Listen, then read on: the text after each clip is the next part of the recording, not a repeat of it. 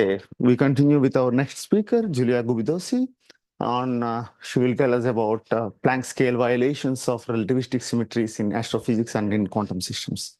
Thank you for the introduction, and let me start by thanking the organizers, because this is such a nice meeting. I'm very happy to be here.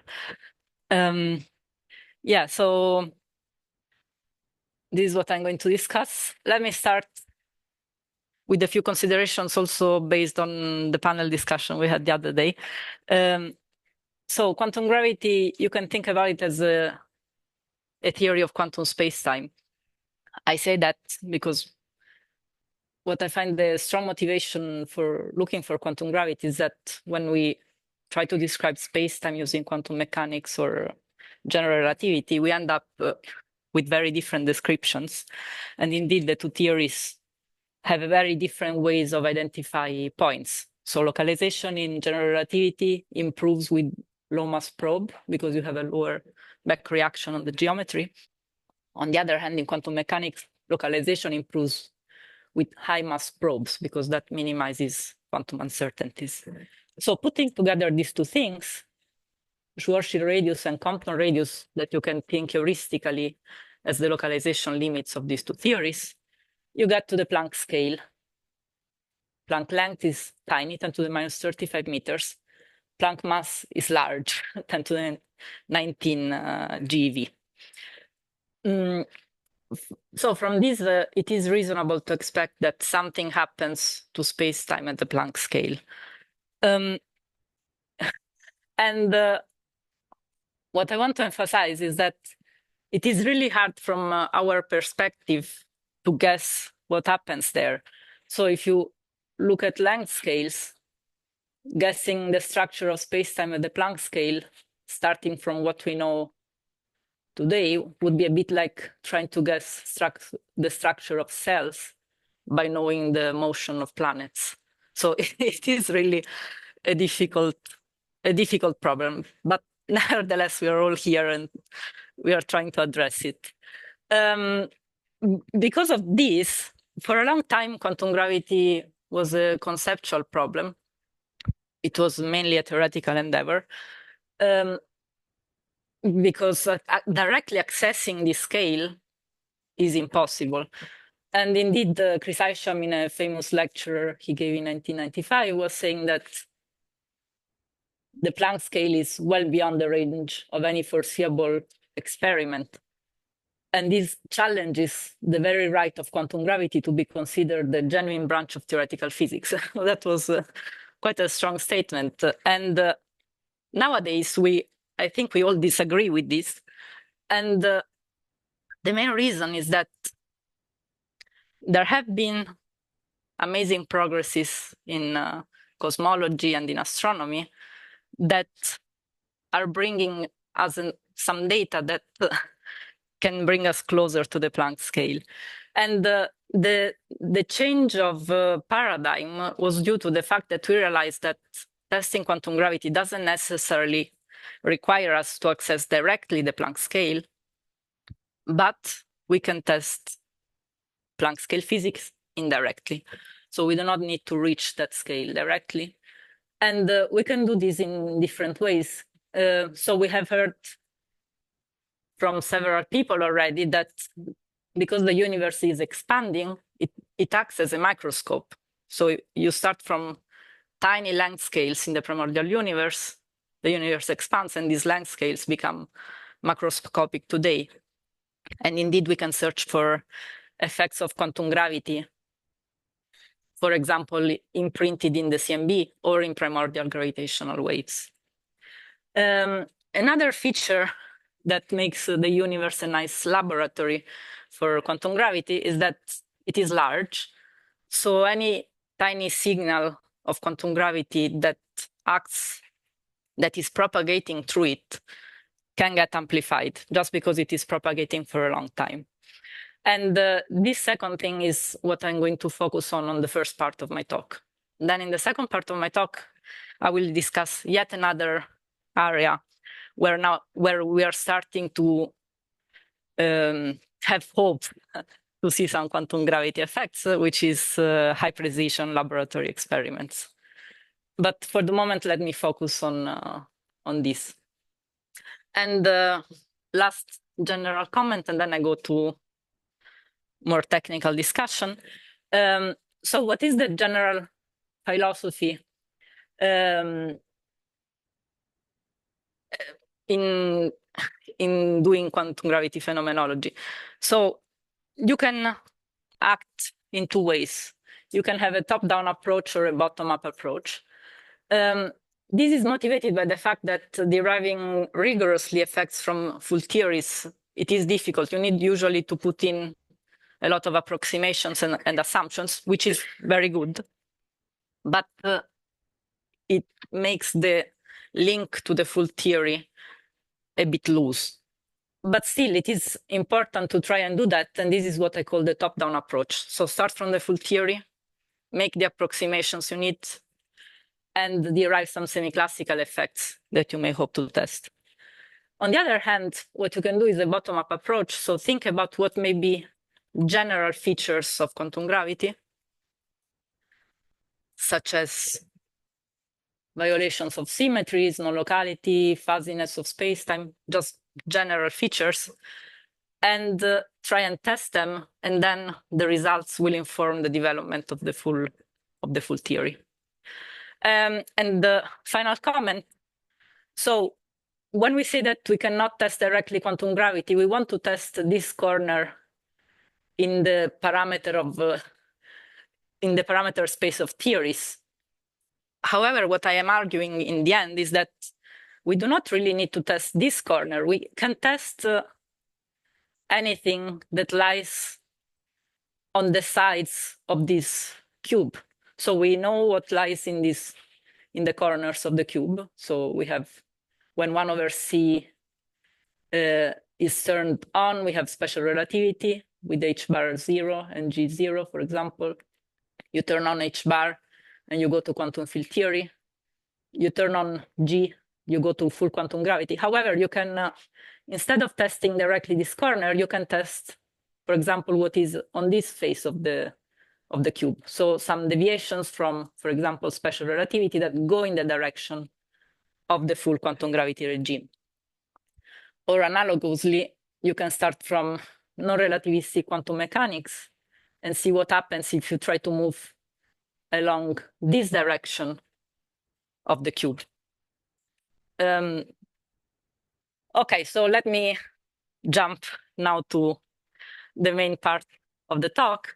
So I'm going to focus on possible tests of relativistic symmetries.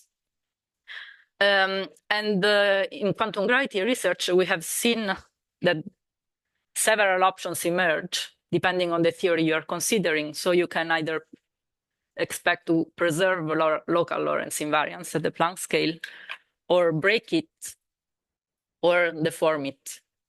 And each of these options has a different kind of phenomenology. Well, the first one is trivial, so let me focus on the other two. When I talk about breaking of Lorentz symmetries, what I'm saying is that Lorentz transformations are the usual ones that we know. However, there is something that is introducing a preferred reference frame in your theory. For example, you may have some background fields that couple to matter, and the background fields are your preferred frame. This is an example of an action that you can write where you have this background field. And the typical manifestation of a breakdown of symmetries is that you have a deformation of the dispersion of the energy momentum dispersion relation of elementary particles. For example, for photons, you may have something of this sort, where psi is a numerical parameter and EP is the Planck energy. When you have deformations of Lorentz symmetries, you do not have a preferred frame, so you still have that physics is invariant, is the same for all observers. What is modified is the laws of transformation from one observer to the other. transition from special relativity to this deformed relativity is really analogous to the transition from Galilean relativity to special relativity. You introduce an extra scale, you want transformations to leave this scale invariant, so you have to deform them. And it is interesting that a similar feature, you find similar features as in the Lorentz breaking theories. For example, also in this case, you may have deformations of the dispersion relation of particles. The difference is that if you want this to be the same for all observers, then of course you need to modify how energy and momenta transform, for example, under a boost. In this other example, this would hold only for one preferred observer. Another observer would see a different dispersion relation. Just to be a little bit more concrete, for in the case of breaking of Lorentz symmetries, usually people use effective field theory to describe this. So they start from the standard model, add Lorentz breaking terms to the Lagrangian, and for example, if you only want to consider renormalizable operators, you may get these corrections to the Lagrangian of QED. Where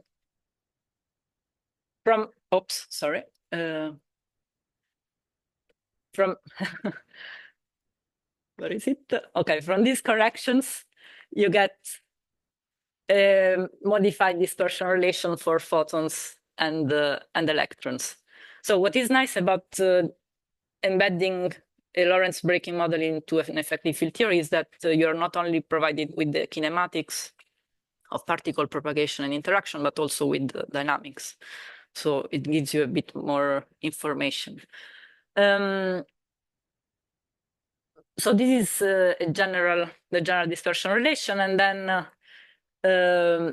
you may have that from here, for example, photons may have birefringent behavior, meaning that different polarizations propagate in different ways. You may notice that here we have these parameters. However, we do not see the Planck scale directly, and this is because we were adding at this level only renormalizable operators. If you want to see Planck scale suppressed effects, you will have to go to non-renormalizable operators. The renormalizable ones are strongly constrained, exactly because they are not suppressed by the Planck energy. So if you go, for example, to dimension 5 operators, this is what you get for the QED Lagrangian. And from this, you get that these are the dispersion relations for photons and electrons. And you see that, interestingly, if you want to embed Lorentz breaking in this kind of effective field theory, you will necessarily have that different polarizations propagate, have the modifications with different signs. And this is the birefringence I was talking about. Going to, instead, deformations of symmetries. Also here, I want to provide you with a more concrete model. Let me start by saying, going back to the cube I showed you before, so we are deforming special relativity. So we are really doing quantum gravity, but not full quantum gravity. We are considering some effective models that lie somewhere here along this line. And if you move along this line, then you only have an energy scale, not a length scale. So it is really more natural to use momentum space as your base manifold rather than space-time. And at the same time, it is natural to consider deformations of the Poincare algebra, because this energy scale allows you to introduce the deformations. Sure. Dispersion relations. Do you actually know what kind of deformation of the Poincare is a symmetry of? So let me go on, and then if I didn't answer, you ask again, because I think I will answer. So one of the frameworks that we can consider for deformations of special relativity is that of quantum groups and of algebras. This is a mathematical framework.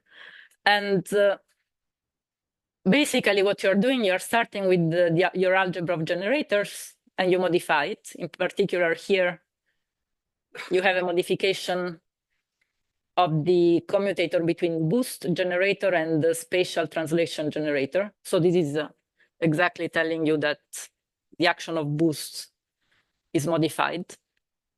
And you need to introduce some additional structures that I write here. These are called coproducts. I will not dwell much on them now. I will say more later. But just to tell you that you need to add some more structures to the usual Lie algebras to go to off algebras. And from the algebra, you get a deformation of the Casimir of the algebra because of this deformation here. And from here, you could read a modified dispersion relation because you may identify the Casimir with the mass square of a particle, and then you see that you have a modification. And indeed, if you do this, this is what you get.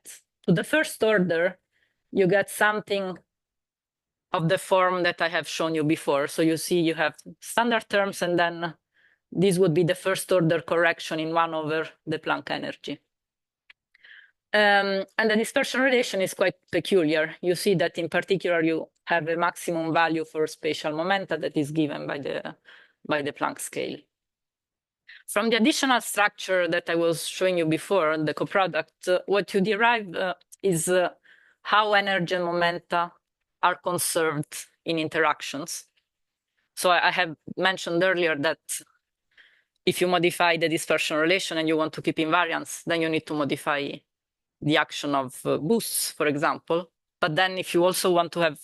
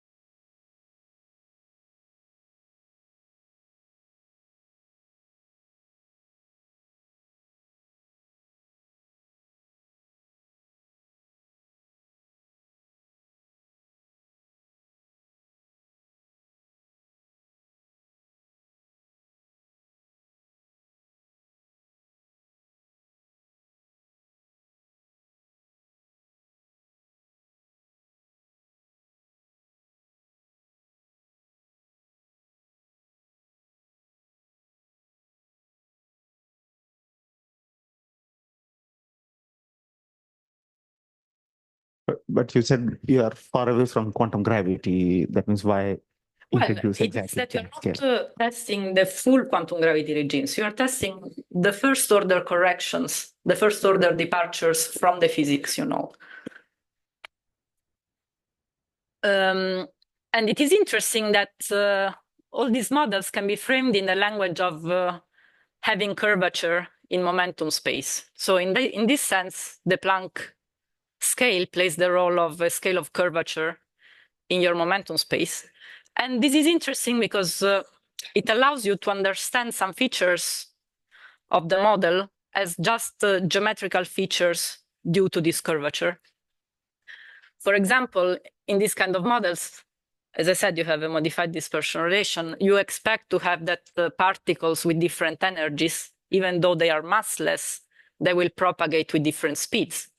So you will have a delay in the arrival time of particles that were emitted at the same time from the same source with different energies. After they travel, they will have a time delay. And you can just understand this as the dual effect to the redshift effect that emerges because of curvature of space-time. This is the dual due to the curvature of the momentum space. And exactly this kind of effect, so a delay, well, an energy dependence in the travel time of massless particles is something that we can test with astrophysical observations. So let me go there now. Before I go there, let me emphasize that, so here I'm writing this for this specific model. Indeed, also in Lorentz breaking theories, if you have a modified dispersion relation, you expect to have something of this sort. So the phenomenology I'm going to discuss can refer both to breaking of symmetries and to the formation of symmetries. So this is, as I said, you expect that if you have an energy difference between two particles emitted by the same source at distance L from us, they will arrive with the time delay given by delta t that is proportional to the distance and the energy difference.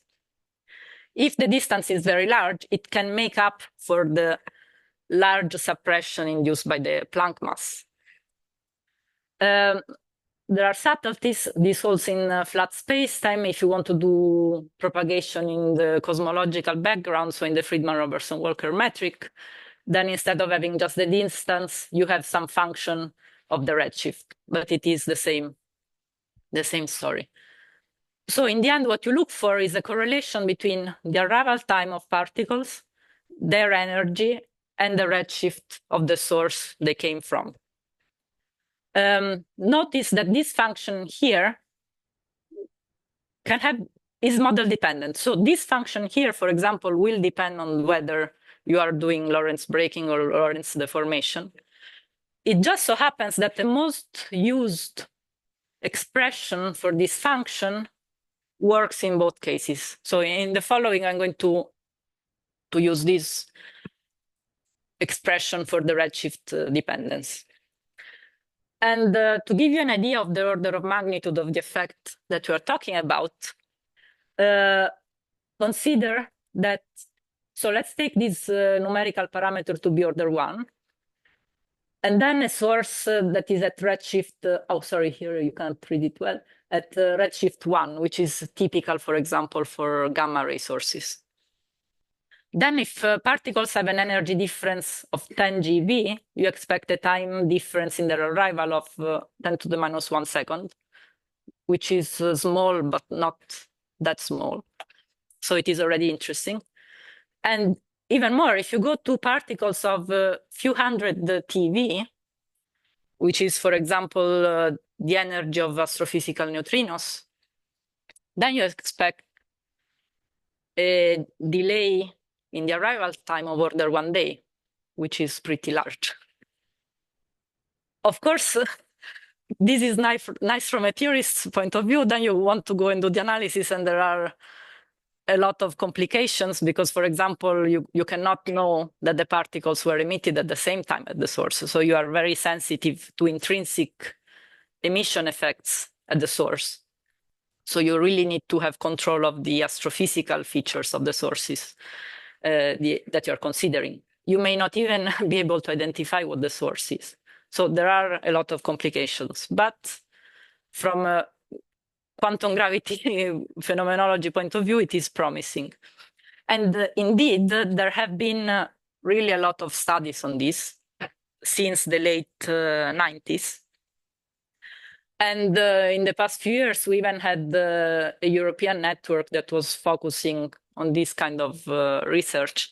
And you can read about the state of the art of the field in this review that we published, well, it's already 2 years ago. So it was the state of the art 2 years ago. I want to give you a hint of how you do this kind of analysis to see that, to see what the complications are. So, for example, you may want to take data from a gamma ray burst. So, a gamma ray burst is emitting a bunch of photons at different energies. It has relatively short duration,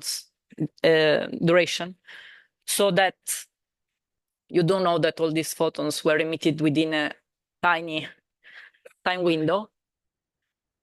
You analyze the arrival time of your signal for different energy bands. So the lowest one here is the highest energy band. And in fact, you see that you have fewer data points. These histograms tell you how many photons arrived at each time. You have time here on the horizontal axis. Taking these ones, so each of these dots here is one photon that was detected.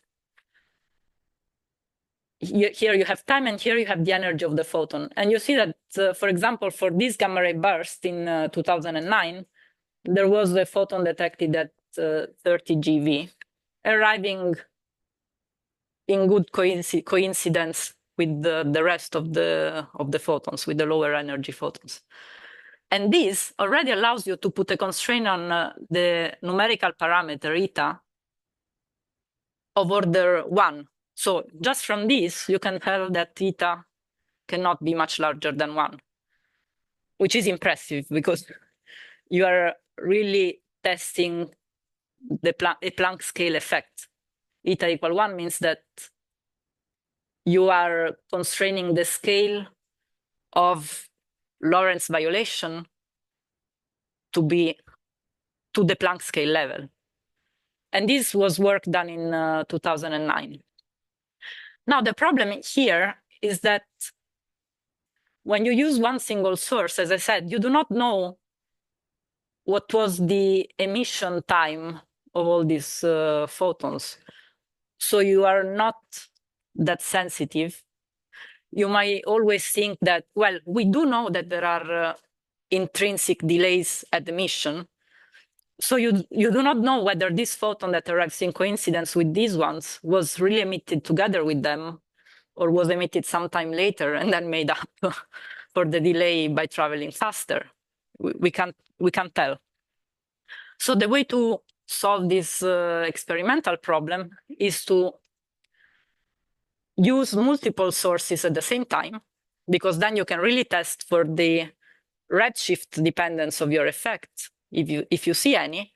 And if you don't see any effect over many sources at many different redshifts, so at different distances, then it is really hard to argue that in each case there was a compensation effect that was hiding the quantum gravity effect thanks to intrinsic mechanisms. And besides this, another thing that you can do is to not just use photons, but also use other kind of particles. And in the last 10 years, we have started to measure also astrophysical neutrinos. So we can also use these. And the advantage here is that, well, on the one hand, the neutrinos that we observe had much higher energies than typical GRB photons. So typical GRB photon, well, typical high energy GRB photon is tens, hundreds of GeV. Typical neutrino energy is hundreds of TeV or even PeV. So we are gaining few orders of magnitude there already. Moreover, with respect to other, for example, cosmic rays also have very high energies, but they are charged. So they are affected by interactions with anything that is in their path. So they're not a reliable test of space-time propagation effects. And because of these higher energies, we expect also larger delays if the model, if the delay is there, which means that you are less sensitive to intrinsic effects at the source, because these are usually on a shorter time scale. I have some slides telling you how you can do the analysis with astrophysical neutrinos. I'm not going to discuss them in details, otherwise I do not have time to for the second part of my talk. So I will just say a few things, and then feel free to ask more during the discussion session if you want. So the general idea is that we observe neutrinos with the IceCube detector. So all these points are the astrophysical neutrinos observed in 8 years of observation of ice cube. So you see that there aren't that many. Circles tell you what is the uncertainty in the direction of the signal.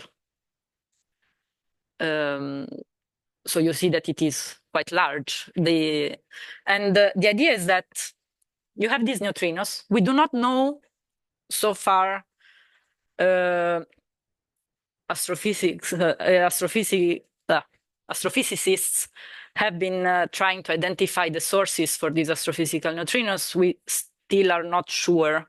We know that some of them are generated by blazars, but for most of them, we do not know what the source is. And the experimental hypothesis is that at least some of these neutrinos were produced during a gamma ray burst.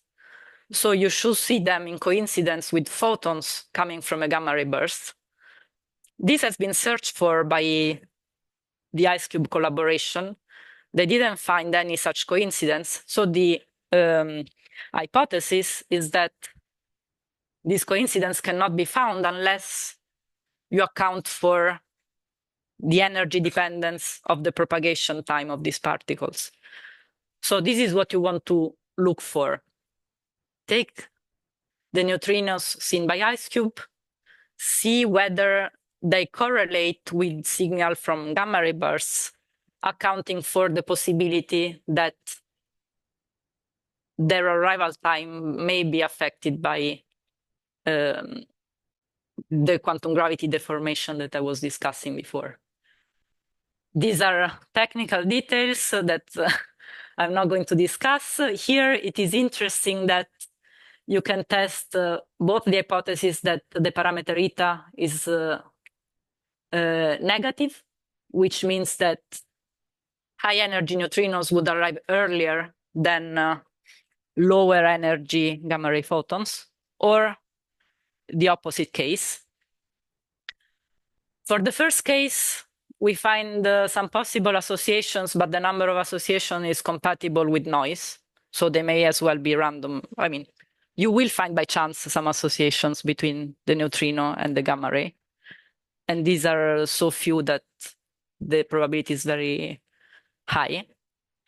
For the positive sign of eta, which means that high energy neutrinos would arrive after the lower energy gamma ray signal,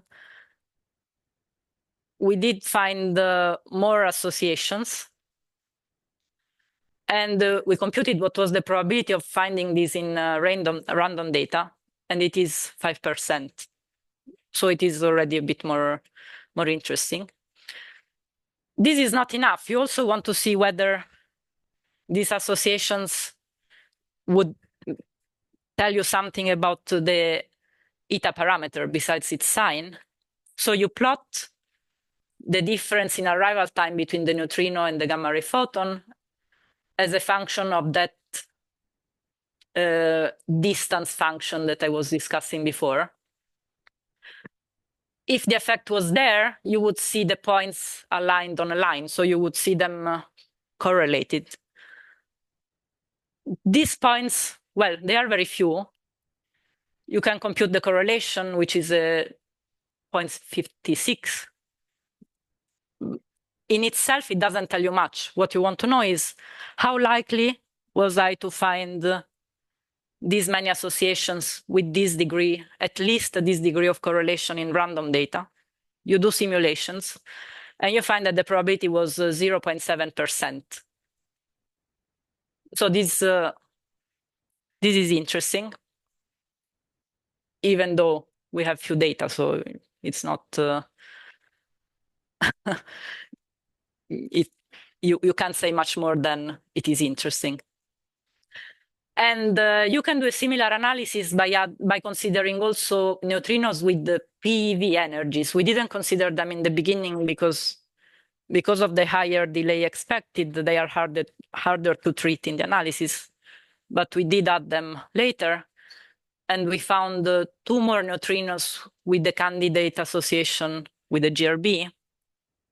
And things here get even more interesting because now the correlation of the whole data points is 0.9997. And the probability of finding this in random data is 0.005%. So what we can say at the moment, we cannot say that we have found an effect because the data are very little. There are a number of uncertainties, so no one would ever claim that. What I think is interesting here is that this analysis is a proof of concept that using neutrino data can be very powerful in discovering anomalous propagation effects. Of course, it may very well be that once more data are added, because IceCube is still taking data, this effect will disappear. But it is really worth looking at it once we have more data. This I don't want to say. Just a couple of words on if you were to see such an effect. So let us now, just for the sake of the argument, assume that astrophysical observations tell us that there is this energy-dependent propagation. What would it tell us about the models we were talking about in the beginning? So Lorentz breaking models and deformations of special relativity. Concerning a Lorentz breaking scenario, if you have a modified dispersion relation that would give you that energy-dependent time delay, then you putting that together with the standard conservation laws of energy and momenta, which is what you expect in a Lorentz breaking scenario, then you would get implication for threshold reactions, for example. And these kind of effects are already very strongly constrained, for example, from observations of ultra-high energy cosmic rays. Caveat here, if an effect is allowed by kinematics, it might still be forbidden by dynamics. So this wouldn't rule out the Lorentz breaking scenario on its own. You still need to add dynamics. Yes?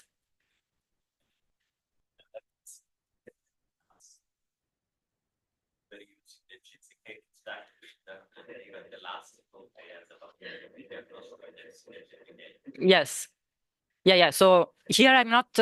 No. So again, here I'm not claiming that nowadays this is ruled out. I'm saying let us see what are all the information that one may want to put together to understand what is going on. Then also, I mean, in the same way as analysis of the time delay effect are really complicated when you start looking at actual astrophysics, also this kind of analysis are really complicated. But when so that is done with gamma in class lines. And the photon decay. You needed both the reaction.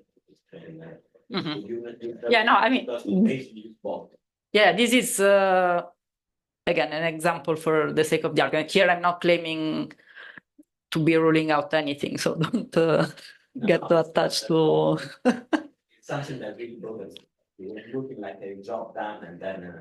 Yeah, that's what usually happens when you do not have a controlled experiment. That likes to the experiment itself likes to surprise you.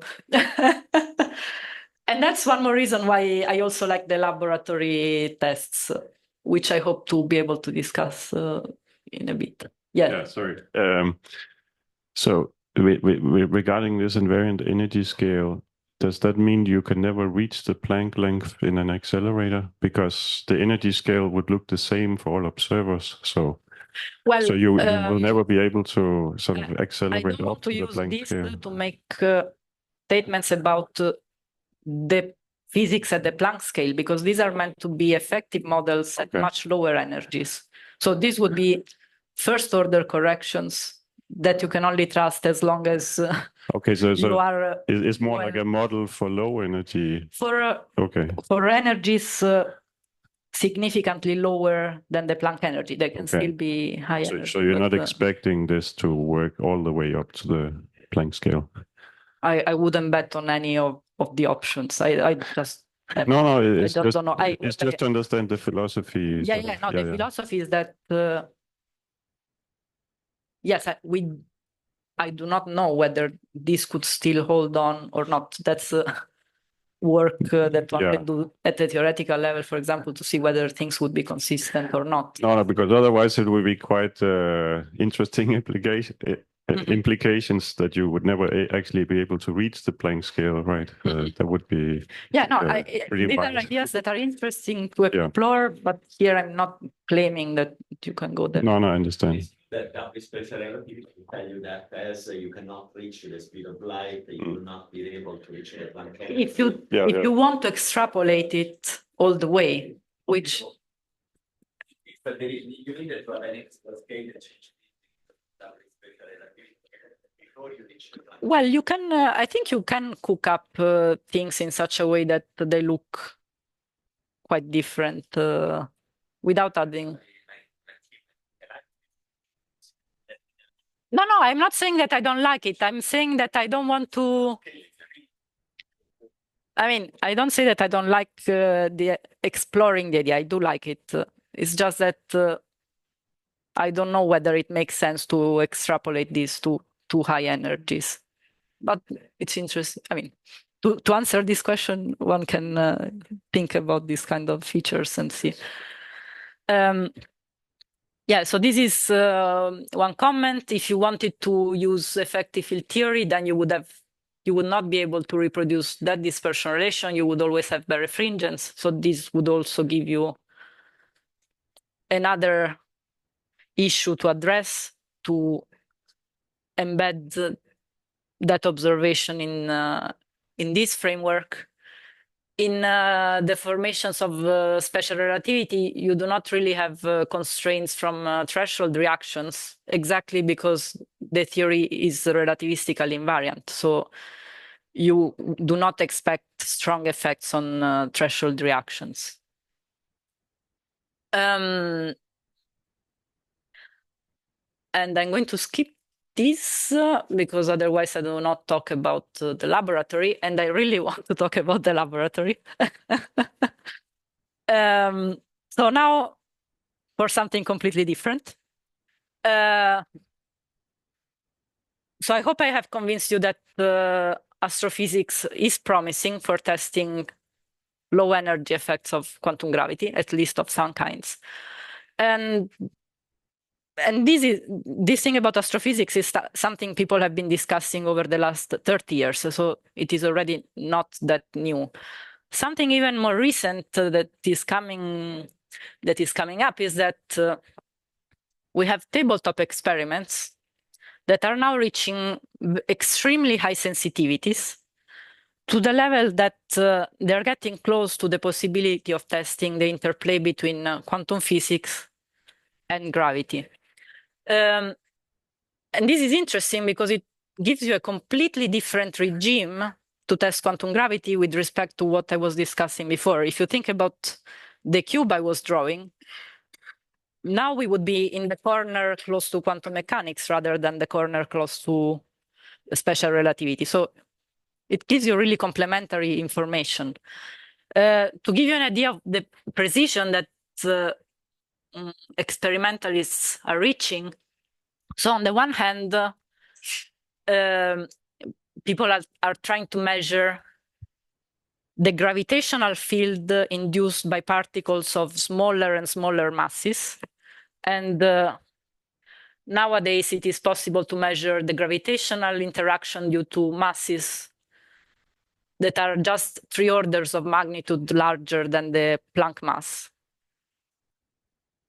So this is one thing. On the other side, other experiments are trying to produce molecules that are larger and larger and still keep them in quantum states. So in general, if you increase the mass of the molecule, the coherence effects will be very strong. So the molecule will become classical before you can measure it. what people are trying to do is to increase the mass that can be kept in quantum superposition. Here, we are still a bit farther away from the Planck mass because it's still 15 orders of magnitude. But these experiments have been improving a few order of magnitudes every few years. So it is not that that far away. Eventually, if both these kind of experiments were to reach the Planck scale, then you would really be testing the quantum gravitational field produced by a quantum particle. So you would be able to see whether the quantum particle is producing a quantum gravitational field or a classical field. So it is something to look forward to. And here is one slide of advertisement. I mentioned earlier that we had a network about phenomenology with astrophysics, and just a few months ago, we got approval for funding of a new network that attempts to put together searches for quantum gravity at in the laboratory and in astrophysics, so at low energies and high energies. And if you're interested in this kind of research, I encourage you to join the network by going to this website and here membership. Okay, so now in the last, I think I got still 15 minutes. 14. Well. Okay, in these last 14 minutes, let me discuss one way that we can do phenomenology of quantum gravity relevant for quantum systems rather than for astrophysics. And this concerns decoherence. Well, decoherence is a well-known mechanism. We know that environmental decoherence is there, for example, and it is due to the entanglement between the quantum degrees of freedom of the system and the classical environment. People have been conjecturing about the possibility of having gravitational decoherence, especially, for example, in the context of quantum to classical transition in the primordial universe. This is something that has not been observed yet, unless you consider the primordial universe observations as settled, but not so it has not been observed more directly. And then there is yet another possibility, which is that quantum systems undergo what we can call fundamental decoherence.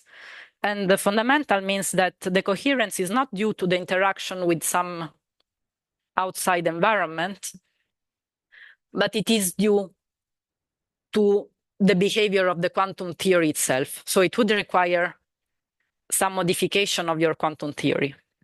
And this is what I'm going to focus on in the following. I'm not going to repeat what is the coherence. I have the slide in case someone wants to ask a question later. What we need to know for the purpose of what I'm going to say is that the way to describe the evolution of a quantum system is through a Lindblad equation that tells you how the density matrix of your quantum system evolves with time. And the evolution is given by the Hamiltonian of the system. Here, the Hamiltonian is the full Hamiltonian of the system and the environment. Once you renormalize, but this is, you're just tracing out the degrees of freedom of the environment, and you only look at the evolution of the system, then you get that the system will evolve according to some Hamiltonian, that is the Hamiltonian of the system renormalized for the environment, and some additional terms. So this is the well-known Lindblad equation. And these terms here are the ones that are usually responsible for environmental decoherence. So the coherence induced by the interaction between the system and the environment. this is established physics, and environmental decoherence has been observed. So here there is nothing new. What I am going to argue in the following is that when you have deformations of symmetries of the kind I was discussing in the beginning, then the time evolution of a quantum system will be different with respect to what you would have in standard quantum mechanics. And this will introduce a new decoherent mechanism that is of the fundamental kind. So it is due just to the properties of the quantum evolution itself. To understand this, so let me look at space-time translations in quantum mechanics. So you have a momentum eigenstate that is eigenstate of the translation generator. A multiparticle state is given by the tensor product on your Hilbert space. Here everything is standard. And the representation of your translation generator on, for example, a two-particle state is given by the Leibniz rule, which you can encode in a coproduct map. Now, this coproduct is what I mentioned earlier, so you already see where I am going. So in standard quantum mechanics, the coproduct is just telling you that you are using the Leibniz rule in this way. If you want to represent translation on a two-particle state, this is what you do, and you get that the two-particle state has a momentum eigenvalue given by the sum of the moment of the two particles. Now let us go to non-commutative spacetime. Non-commutative spacetime is a very old idea, first introduced to cure divergences in quantum field theory before renormalization was discovered. And then it was revived to encode the localizability limitations that you expect in a quantum spacetime. So once you have a non-commutative spacetime, you have to modify the way you represent a free particle. So usually you would use a plane wave. If coordinates are non-commutative, because you are in a non-commutative spacetime, then you need to use ordered exponentials to describe a plane wave. And oops.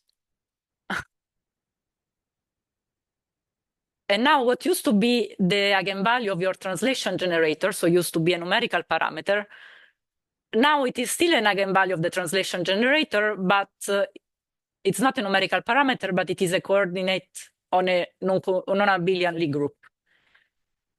So in general, we'll have non-trivial multiplication rule, which amounts to a non-trivial sum rule for the momenta. So it is now the quantum mechanical description of the deformed symmetries I was discussing earlier in another regime. So what happens?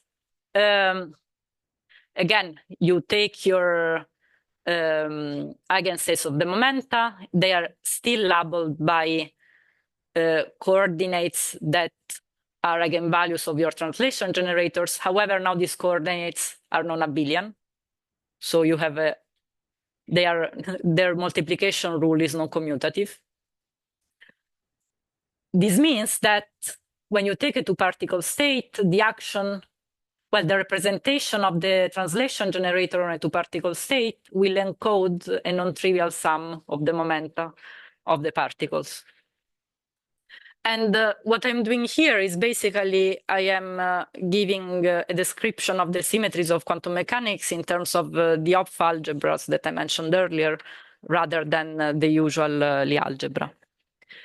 So now we want to consider a specific example. So we take a non-commutative spacetime that has been studied a lot in the literature, that is known as Kappa-Minkowski, that has non-commutativity between time and space coordinate.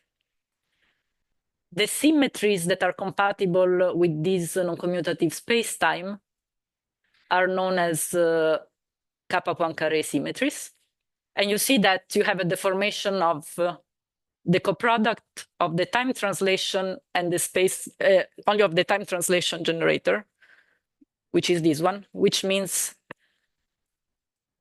again, that the representation of this operator on multiparticle states is non-trivial. We want to do quantum mechanics, therefore we take the Galilean limit of this of algebra, and we get the Galilean, the kappa Galilean algebra. And in this limit, so a remark is that the interplay between taking, for example, the Galilean limit, taking the classical limit is non-trivial. So it may very well have been that taking the Galilean limit of this algebra would bring you to a classical algebra. However, this is not what happens, and we still have that, we have a deformation in the time translation sector of the algebra. And this is exactly what goes into the Lindblad equation, which you can write in terms of the adjoint action of the time translation operator on the density matrix of your system. And then what happens is that if you apply this, you can write the time evolution of the density matrix of your system when the symmetries of the system are described by this deformation of the algebra of symmetries. And you will recognize here that we have exactly the structure of a Lindblad equation. So we have the first term, which would give you the usual quantum evolution with no decoherence. And then you have an additional term that is this one that takes exactly the form of the terms that we had in the Lindblad equation that, for example, holds for environmental decoherence. And indeed, for example, you can compute the linear entropy and show that the linear entropy of the system under this kind of evolution is increasing. So here you really have a case where the symmetry structure of the theory itself is inducing a deformed time evolution. What can you say? Yeah, I need 2 minutes, 3 minutes. I believe I still have 3 minutes. So let us consider the density matrix of a free particle. And let us evolve it with the Lindblad equation that we have just derived. This is what we get. So we do get that the diagonal elements are conserved and the off-diagonal terms are suppressed, which is what happens when you have decoherence indeed. And you can compute what is the decoherence time. And you will see that it depends on the scale kappa, which you can identify with the Planck scale, and on the energy of the system. Now, consider that you can call a system quantum as long as its decoherence time is longer than its lifetime. Otherwise, the coherence would render it classical, okay? By comparing the decoherence time and the lifetime of the system, then you get this kind of constraint on the spread of the wave function in momentum and in energy with respect to the scale kappa, which is the Planck scale.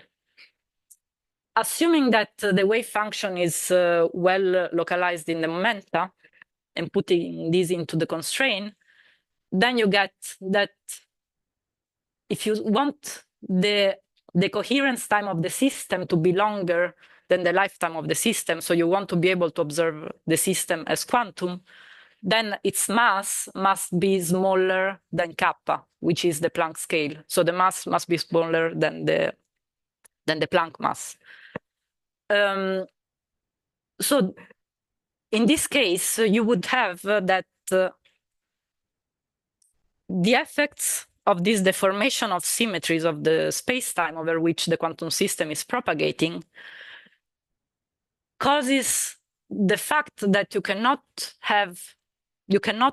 put, for example, a particle of mass larger than the Planck mass in a quantum state.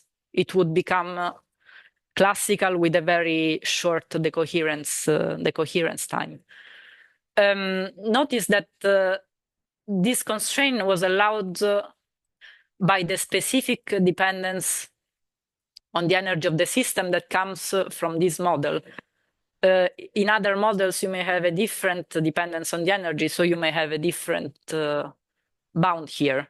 This is just one possible model that I consider as a toy model, but it's interesting because it shows you what are the possibilities here.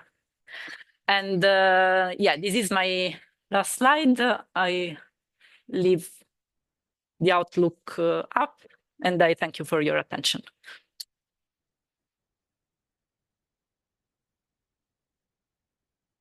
Yeah.